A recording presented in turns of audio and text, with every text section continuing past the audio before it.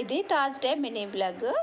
ముందు రోజు మా పిల్లలు లేట్‌గా 6:30 వరకు అయితే చెప్పారు. ఏంటంటే, మమ్మీ మేము రేపు మార్నింగ్ లంచ్‌లోకి ఇడ్లీ అయితే తీసుకెళ్తాము అని చెప్పారు. ఇంకా బ్రేక్‌ఫాస్ట్‌కి, లంచ్‌లోకి కూడా ఇడ్లీనే ప్రిపేర్ చేశాను.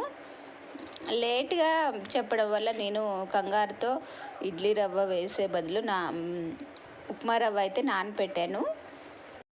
మళ్ళీ అది పక్కకు తీసి మిక్సీలో అయితే రుద్దుకొని ఆ రుబ్బిన పిండిని ఫ్రిడ్జ్లో అయితే పెట్టేశానమాట. ఇంకా మార్నింగ్ పిల్లల కోసం ఇడ్లీ పల్లీ చట్నీ పాలు వేడి చేసి పెట్టాను. పల్లీలేమో కొంచెం మాడినట్టు అయిపోయాయి ఇడ్లీ చేసేసరికి. ఇంకా పల్లీ చట్నీ కాస్త టొమాటో చట్నీ కలర్ వచ్చేసిందనమాట. నేను ఇడ్లీలోకి నెయ్యి తప్పకుండా వేస్తాను. ఇడ్లీకి ఉప్మాకైతే నెయ్యి వేస్తాను. పిల్లలకు అదే హెల్తీ కదా.